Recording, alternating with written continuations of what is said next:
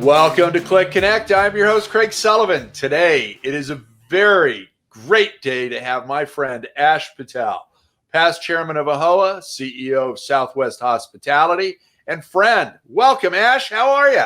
Awesome, brother. It's always great to be with you, and it's always great to see you and your positive, cheery, vibes and everything. It's always great to be with you. You're running around the country. What are you seeing out there right now? Let's talk about COVID-19 first and get that out of the way, and vaccinations for your team. How's that going to change things on the operations side of your hotels? Well, would really like to see that vaccines are made easily available to hospitality workers. I mean, right at the moment, we have not been considered as essential workers that are on the 1C plan, like right after the first responders. So we're truly hoping that the vaccines gets expedited to our teams across the country. This is really going to help hospitality and the industry as well as the restaurant side of the industries, because we are the backbone. And once travel starts, consumer confidence goes up, it'll be amazing. But, half of my staff are anxiously waiting for vaccines, and the other half are still trying to figure out whether they want to take them or not. But we feel very strongly that once there is a vaccine rollout into the masses, corporate travel should also increase, as well as all the pent-up demand of people being hunkered down for 10 months is going to let loose onto our hotels and restaurants, and we're truly looking forward to a quick vaccine rollout. No, I couldn't agree with you more, and I guess they're changing the rules. They're going to open it up for everybody right now, and so hopefully that's going to, we'll finally get that 20 million and get above that and start getting that out there. I'd also like to get your thoughts on what's currently happening in the CMBS market. Well, I think what's happening is the can was kicked down the road, through the last 6 months. Right. A lot of assets went into special servicing or were being deferred or negotiated.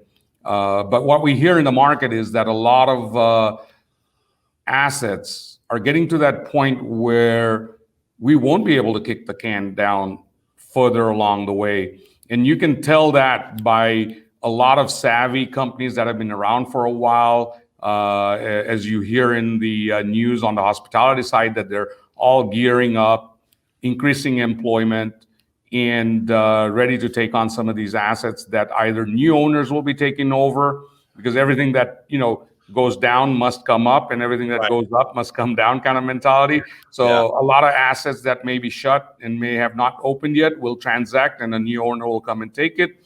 But it's great news for the industry in one way, that we'll be employing back people to manage these assets, maybe retraded. We don't know what the discount's at, because there's a lot of equity on the sidelines, a lot of gunpowder to be blown up as soon as these assets come available. I think right now it's just a waiting game. You're out. You're in Texas right now. You just signed a management agreement. You're helping out a group and getting that hotel back into operational shape of some sort, on a limited basis or fully open. So tell us about that. What's that like right now? Well, as we had geared up with our, specialty company that we opened out of Keller, Texas, Iridescent Hotels, we talked to a lot of different groups out there that plan to acquire hotels, a lot of servicers to see if they need help from us. And finally, we're seeing some traction. Just in Texas alone, in the last 2 months, we've picked up 3 contracts, and we're in negotiation on a couple of more.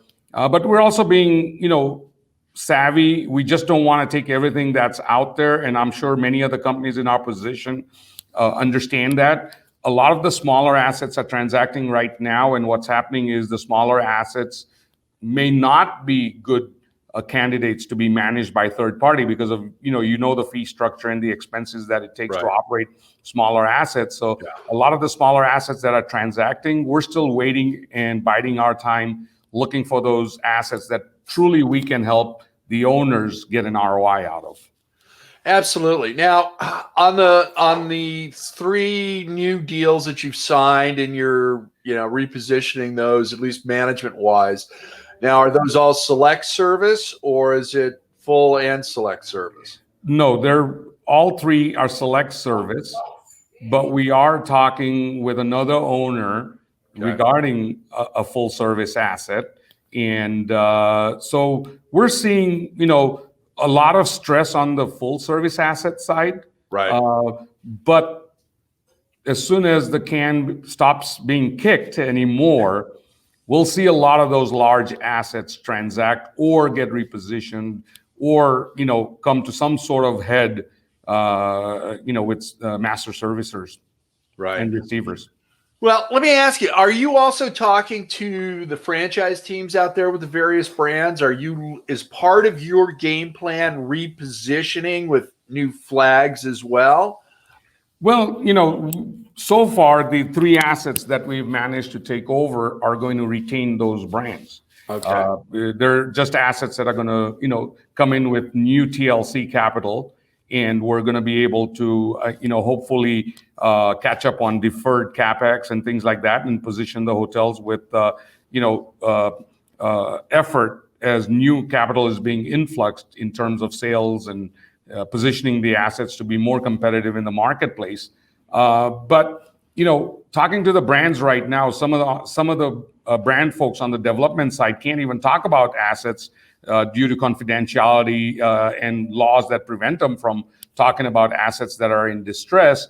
But I'm sure that those conversations will be had as more and more assets hit the market, and we're allowed by law to talk about those. Right. Now, it's been quite a journey and with your new company to help out the hotel community. And I know with you, your reputation, your team, you're out there to help everybody. And what's that road been like? I mean, you've had a thriving business for the entire time that I've known you, other than the financial meltdown, because we all got caught in that as well. So what's that like now, coming in to talk to friends, family, competitors, and helping them? It's been a mixed bag of chocolates. Some folks were savvy enough to be ready for something like this. Yeah. Some folks got help from PPP and EIDL that they tell me that they're going to make it through. And then there's some folks that, just are going to lose those assets. In fact, I have a friend who wants to give up his asset and has been willing to give up the keys for the last 6 months, but they won't take it. So, Wow. It's been a mixed bag of chocolates in that terms that it's not as bad as 2008 from a perspective of the people not being ready with capital. Yeah. What's surprising is there are more people wanting to enter the hospitality industry that are not from core hospitality. So they're, people from multifamily and retail and industrial and other walks of life that now feel that this may be a great time to start divesting into hotels. And so that's what we're also seeing. Thank you. We're out of time.